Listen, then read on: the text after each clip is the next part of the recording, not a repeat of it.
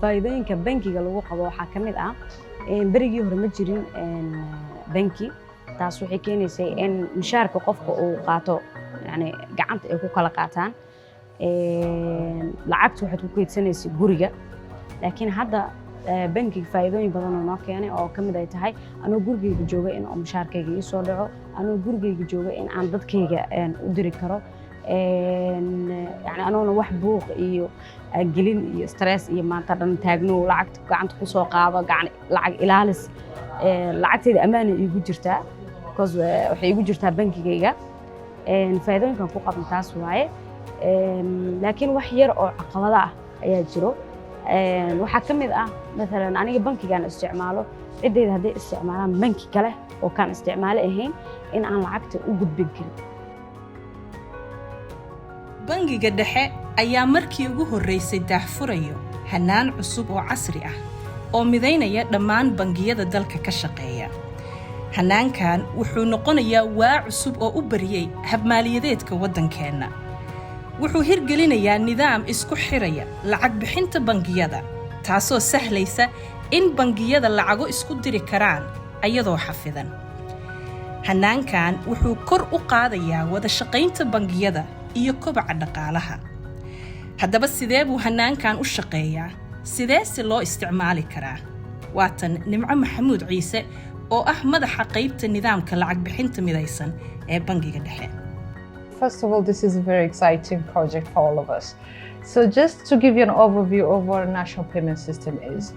National payment system is broader than just the infrastructure we're looking at. It is sort of looking at the infrastructure itself, looking at the people involved, the banks, the laws and the regulation, anybody within the payment system. It is a mechanism that is connecting buyers to sellers. So that is an overview of the national payment system. The main purpose of the national payment system is to provide interoperability, is to sort of ease the process of buying and selling between consumers, between customers, within the banks, within the whole economy at large. hanaanka lacag bixinta midaysan waxaa qayb ka ah bangiyada kala ah Salama, Premier, Galaxy, IBS,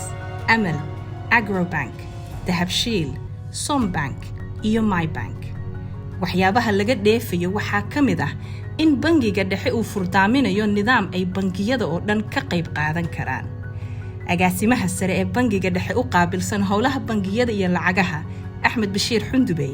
ayaa inoo faahfaahinaya sida bangiga dhexe uu nidaamkan u dardargeliyay. muddooyinkii civil warka aan ka soo kabanay iyo intii ka horeysaba mashaariicdii ugu waaweyn ee waddanka laga fuliyay ugu muhiimsan ayuu ka mid noqon doonaa. mashruucaas wuxuu u fududeynayaa bangiyadeena in ay yeeshaan xiriir isweydaarsi oo lacagaha ay ku kala bedelanayaan ama ay lacagahooda transactionada customerkoodu ay soo dhex marayaan. bangiga dhexena uu yahay meesha ay ku kala bedelanayaan oo u kala qaabeynaysa cid walba lacagta ay leedahay maalintii markay shaqadu dhammaato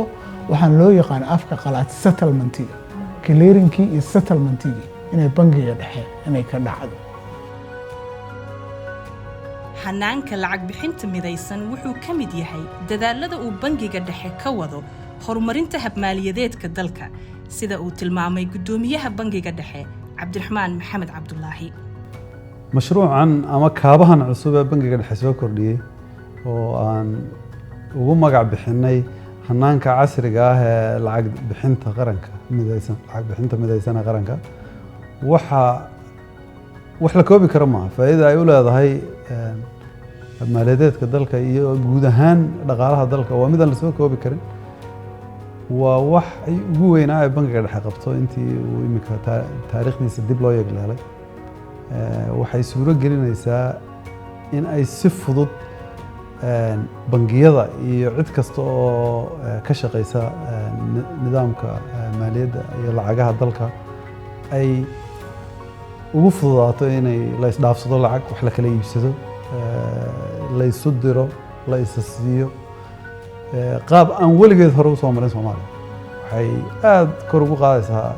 inay dakhli bay ka heli doonaan shaqo abuur badan ayaa ka dhalanaya waxa kale oo samayn doonaa inay dadka u sahasho in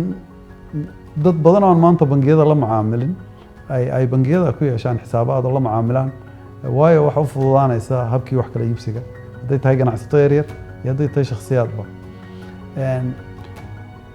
marka la isku soo wada duubo waxay wax ka taraysaa dhaqaalaha dalka faqriga yareynaysaa waa wax dalku u baahnaa adduunka oo dhamina leeyahay wadan waliba kor buu wuxuu qaadayaa kalsoonida adduunku ku qabo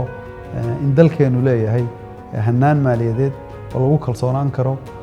oo lana aamini karo bangiga dhexe waxaa ka go'an horumarinta kobcinta iyo ilaalinta xasilloonida habmaaliyadeedka dalka wuxuu jeexayaa dariiq cusub oo lagu kobcinayo dhaqaalaha dalka loogana faa'iideynayo shacabka Soomaaliyeed